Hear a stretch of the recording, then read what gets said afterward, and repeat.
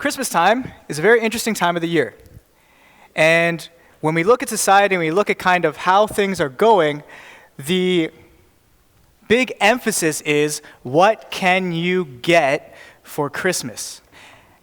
And it might be the wrong emphasis, but it reminds me of many, many Christmases. I've had some great experiences at Christmas, when family comes together and you spend time and you eat and you give.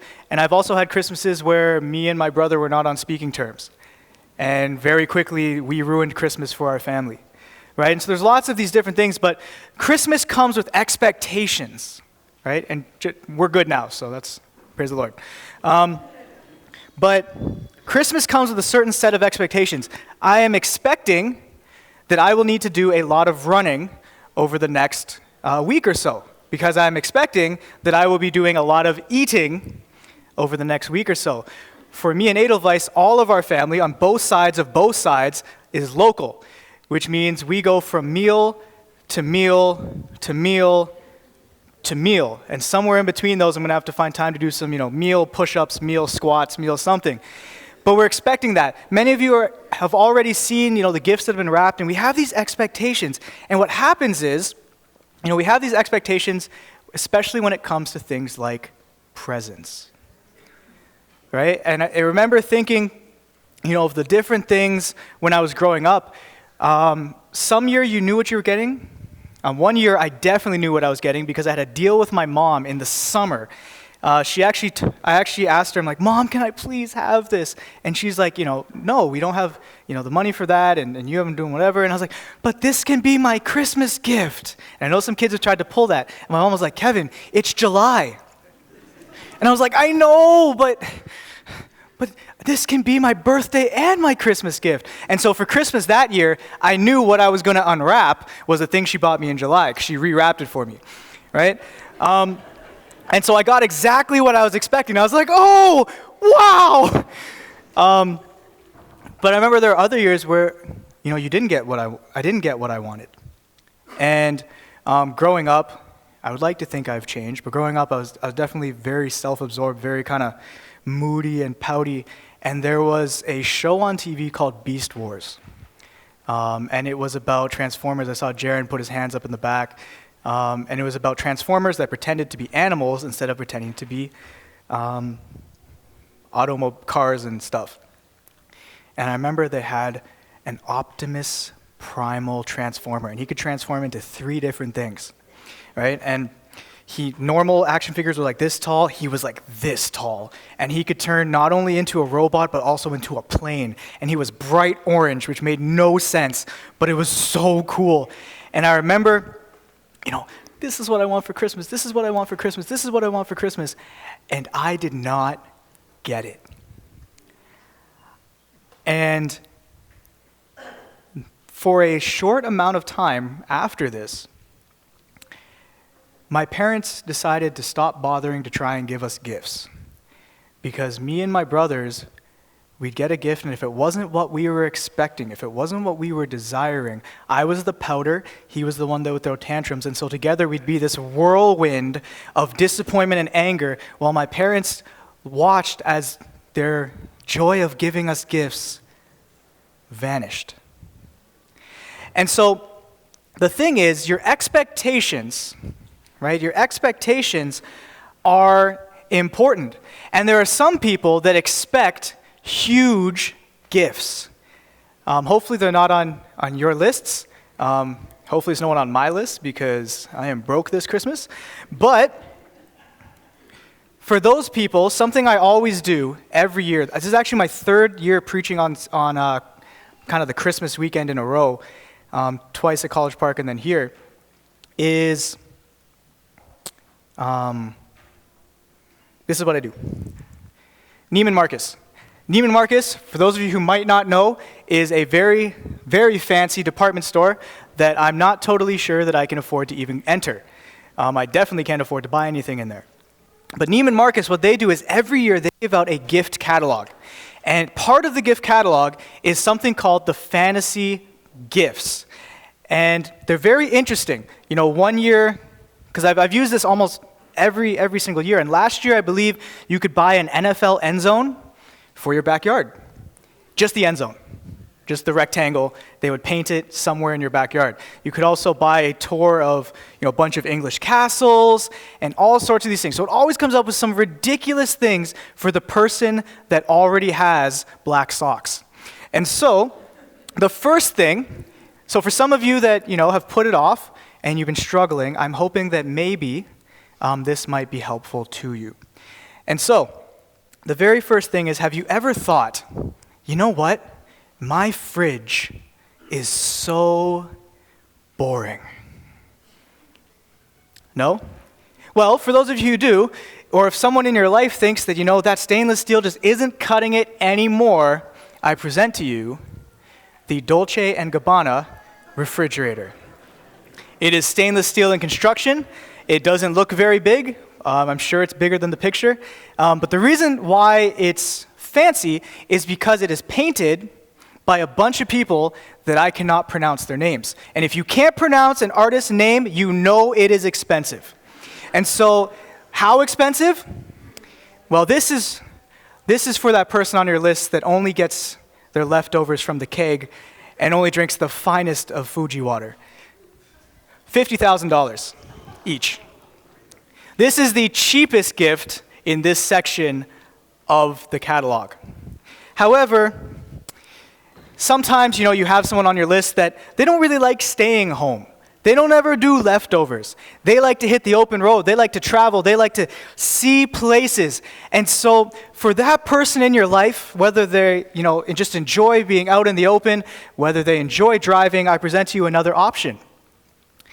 His and Hers Rolls-Royce limited edition drop-head coupes.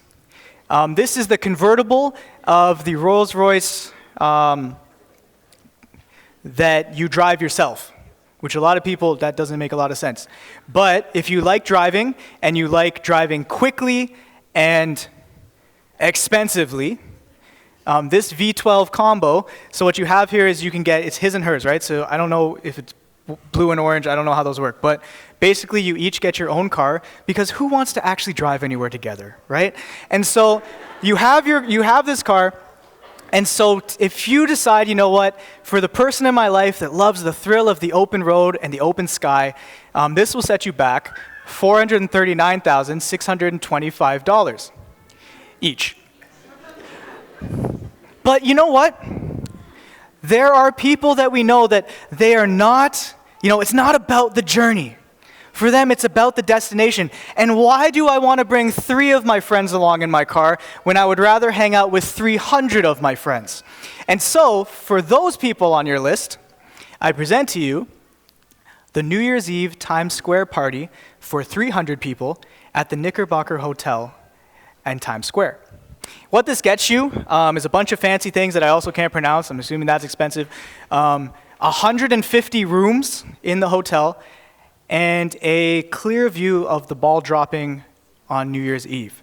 So, if you're just like, Christmas is just about spending time with my friends and family, then this is the one for you, and it only costs $1.6 million. Now, I don't know if any of us expect to get gifts like these. If you do, you know some very, very generous people, and I would encourage you to get them in contact with our building committee. But most of us aren't expecting that. However, the thing is, what we're expecting can have a direct influence on how we respond to the gifts we receive. In that time that I didn't get what I wanted, I was not happy. And sometimes you've experienced that. You wanted something, right? You had expectations. And even if it is amazing, deep down there might be a little disappointment. The llama program was amazing. But when I was first told about it, I expected a real llama, right? And so, and I got really excited, but it was better than a llama. Llamas don't smell very good. But you have these expectations. And sometimes when we get these gifts, if it's not quite the way we expect, we don't always respond with joy. Sometimes we respond with, frustration, disappointment, and even anger, right? And many of you that have parents have probably seen that face before. Many of us have probably made that face before for many various reasons, but in this context, we're going to say the presents. And so what I want to do as we talk about the Christmas time, because I want each of us to enjoy this part of the year, to enjoy, this holiday. And in order to do that, we need to avoid a couple things. And the very first thing I want to do is I want to look at John chapter 11. So turn with me to John chapter 11, verse 49 and 50. John chapter 11 is the chapter in the Bible that talks about the resurrection of Lazarus, right? And so it's also the book and chapter that has the shortest verse in the Bible, right? John 11:35 is Jesus wept. And so we're going to be spending a little bit of time in here and some other places, but looking at John chapter 11, verse 49. And so we'll read that now. But one of them, Caiaphas, who was the high priest that year, said to them, "You know nothing at all, nor do you understand that it is better for you that one man should die for the people, not that the whole nation should perish." Now I know we're reading this, and you're probably thinking, that's the wrong holiday.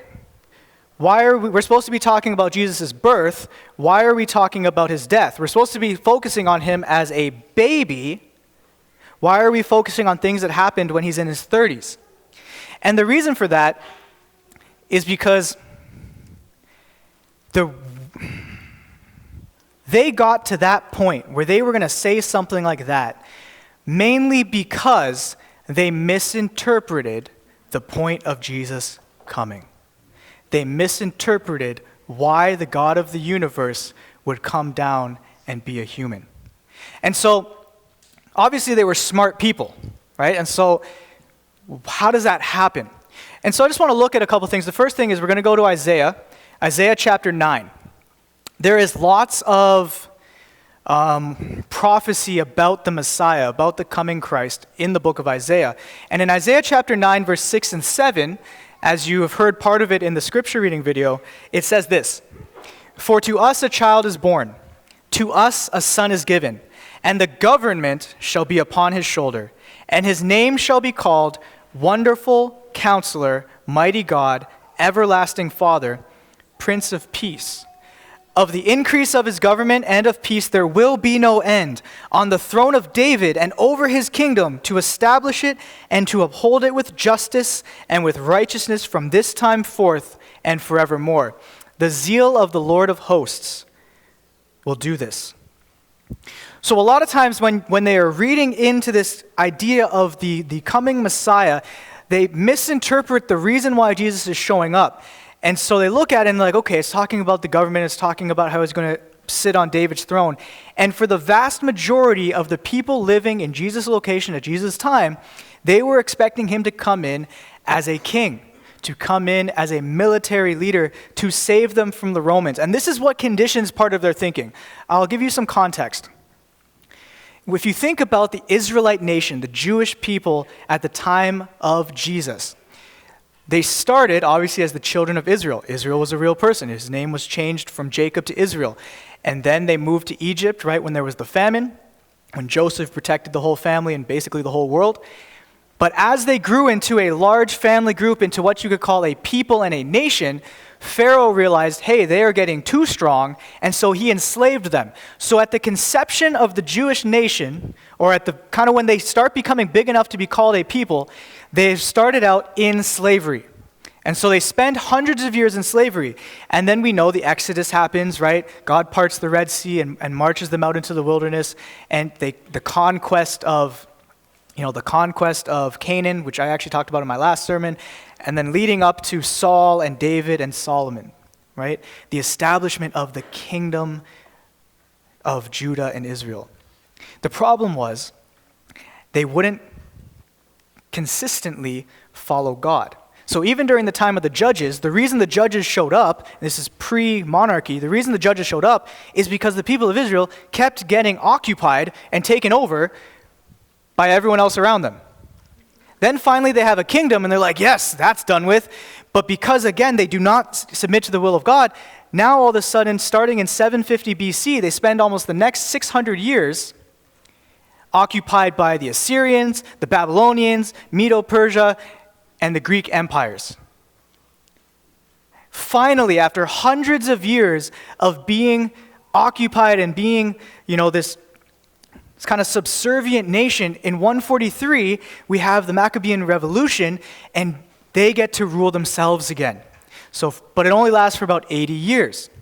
The problem when you have one family in control is that a lot of times families fight. I have brothers. There are pictures of us at Christmas looking at each other getting gifts, and they look so happy. We do not look as happy looking at them being happy. And so what happens is that they get to rule themselves, but when it comes time for the sons to kind of inherit the kingdom, there is strife between the two of them, and they both want to take over. And because they both want to take over, but they're kind of evenly matched, this civil war stalemate kind of shows up in Jerusalem. And so they both go out to the Romans, and they ask General Pompey, hey, join my side and give me control of Israel. The problem was, you just opened the door to the Romans, who were building up their thing. So what happens is, after 80 years of kind of being independent, in 63 BC, the Roman general Pompey sieges Jerusalem, basically takes over, and now Judah, right, because the northern kingdom of Israel has already been destroyed by the Assyrians, now Judah falls under Roman rule. And so this is all happening within a generation of Jesus coming. Right? So they have, the ones that were there, they have known what it tasted like to be free, and now they are under the yoke of the Romans, just like they were under every other group. And of course, in 37 BC, they get a king, but it's not who they want, it's Herod. And so you look at this, and so they start to see that their oppressor is not Satan and sin. Instead, the oppressor is the Romans, which means our deliverance is not from Satan and sin. Our deliverance must be from the Romans. You look at the verses right before our passage in Isaiah. Isaiah verse 4 and 5. We read 6 to 7. 4 and 5 says, "For the yoke of his burden and the staff for his shoulder, the rod of his oppressor, you have broken as on the day of Midian. For every boot of the trampling warrior in battle tumult and every garment rolled in blood will be burned as fuel for the fire." They have claimed this. They said there's going to be a time when the Messiah comes and he is going to break the rod of the oppressor. It is time for the Messiah to get here, and we need to get out from under Rome.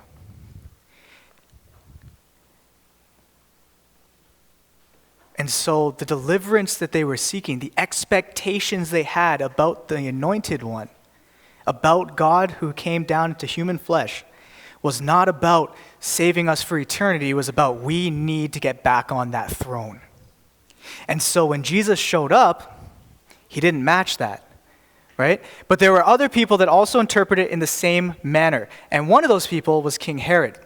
So you look at Matthew 2, verse 2 to 6. And in Matthew 2, it tells a story about the wise men, right? And the magi that come, right? With the 3 gifts. And so they come in and they've been following the star, they've been traveling from the east, and they show up, and in verse 2, they're talking now to Herod, saying, "Where is he who has been born King of the Jews? For we saw a star when it rose, and I have come to worship him." When Herod the king heard this, he was troubled, and all Jerusalem with him. And assembling all the chief priests and scribes of the people, he inquired of them where the Christ was to be born. They told him, "In Bethlehem of Judea, for so it is written by the prophet." Verse 6. "It is written by the prophet, 'And you, O Bethlehem, in the land of Judah, are by no means least among the rulers of Judah, for from you shall come a ruler who will shepherd my people Israel.'" And so again in Isaiah, it's talking about this. In Matthew, they're quoting from the prophet. It's talking again, they're looking at it and says, oh man, the prophet says that God is going to raise up a ruler for us. The only problem is Herod probably focused on this part. A ruler who will shepherd my people Israel. Because if I'm King Herod, I'm like, oh, great, God is going to give them a ruler. But wait, I'm their ruler, which means there's someone that's going to take my place. And because he expected the same thing that everyone else did about the Messiah, he became very active in something called known as the Massacre of Innocents. And this is we read about it in the latter half of that chapter, 2 verse 16. Then Herod, when he saw that he had been tricked by the wise men. So what had happened was, they came to him, he didn't know where he was, so the wise men say, we'll go find him. He told them, when you find this king, let me know, because I want to come worship him. Yeah, I'm going to go, worship him. So tell me about it. After they meet Jesus, Mary and Joseph, God tells the wise men, don't go back to Herod. And so they leave. And so Herod finds out in verse 16. When he saw that he had been tricked by the wise men, he became furious, and he sent and killed all the male children in Bethlehem and in all that region who were 2 years old or under, according to the time that he had ascertained from the wise men. So what you have here is because two different people at two different times, right? Herod is dead by the time Caiaphas is saying what he is saying. But these two different people are both willing, well, actually not even just willing, they carry it out, willing to do horrendous things because they don't know the point of Christmas, because they don't know the point of Jesus' coming. And so the issue with them is that they weren't expecting Jesus. They were expecting the Messiah. They were patiently and sometimes impatiently waiting for their deliverer. They were waiting for their Savior. The problem was what they were expecting, the expectations that they had built up in their hearts was not realistic to who Jesus was and what his actual mission was. And because of that, when Jesus showed up, they rejected him. And so obviously this is not a good outcome, right? And some of you are like, man, Pastor, I came to church because I want to hear, some nice stuff, about Christmas, and, some shepherds and stuff like that. Why are we talking about murderers and all of these things? The reason I want to talk about that is we live in a world that is not, I guess you could say, is not expecting Jesus. But we live in a world where the emphasis, the focal point, the meaning behind many of these things has been lost.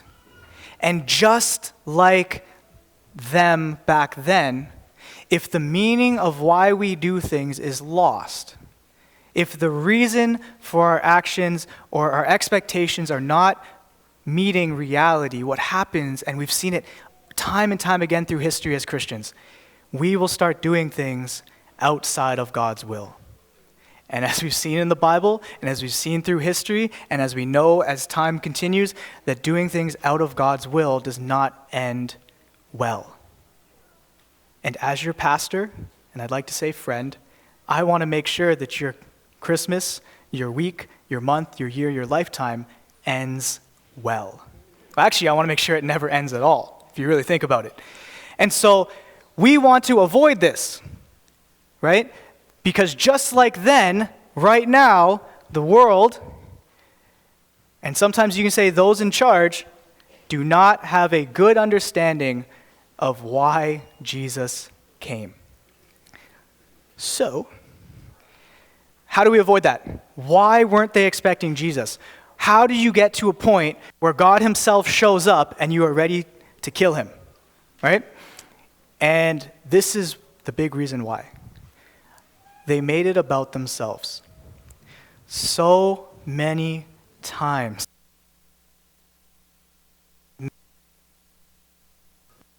Humanity has made mistakes and errors based on the fact that we try and make it about us. Even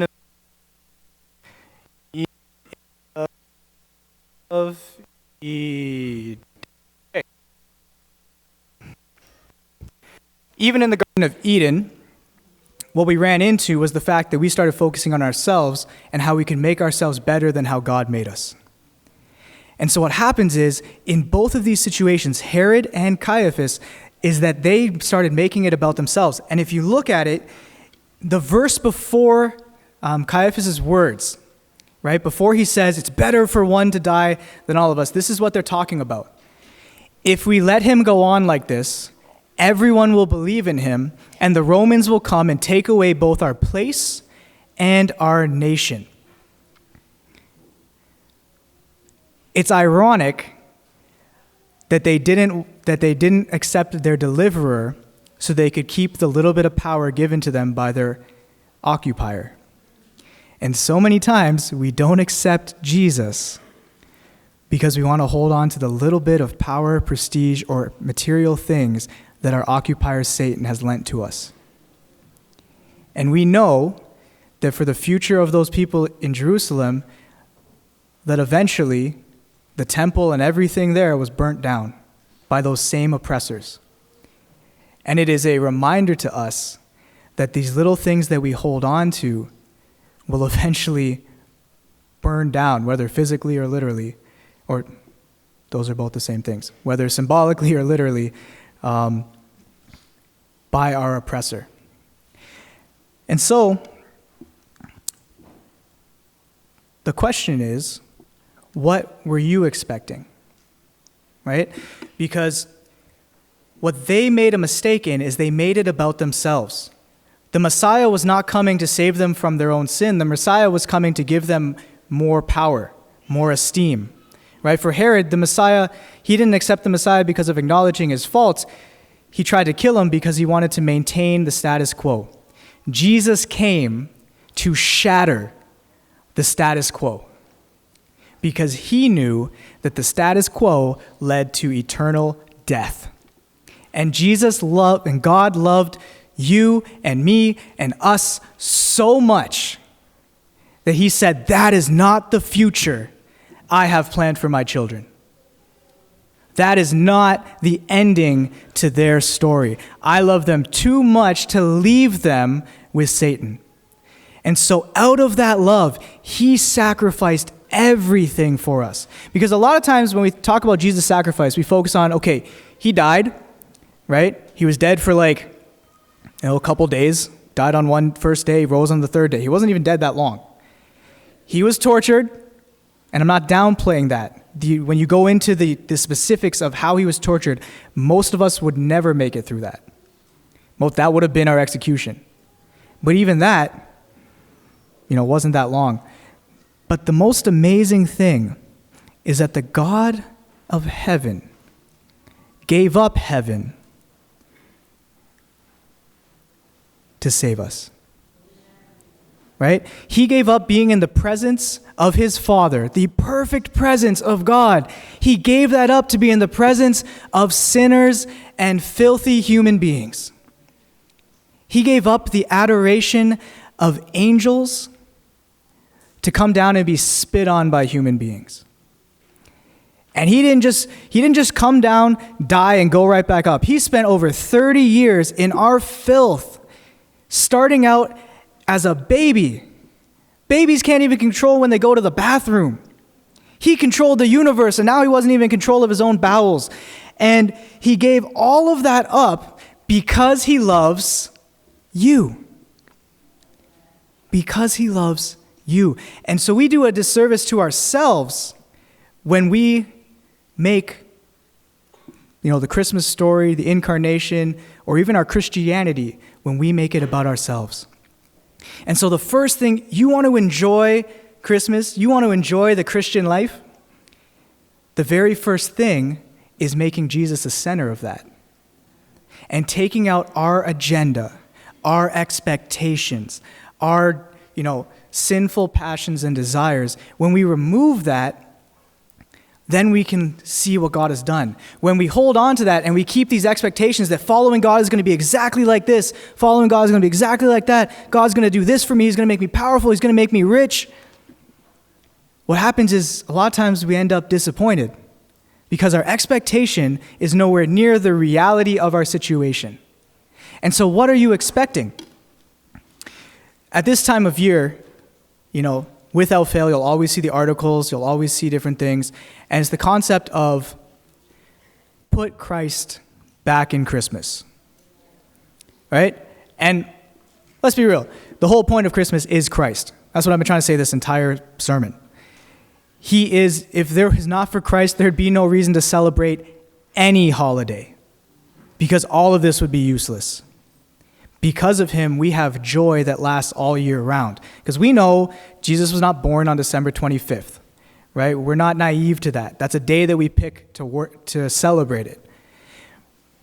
But sometimes what the issue have is you get all of these articles, right? Christ back in Christmas. And you see, you know what? Starbucks doesn't have a Christmas cup. It's only red. Put the Christ back in Christmas.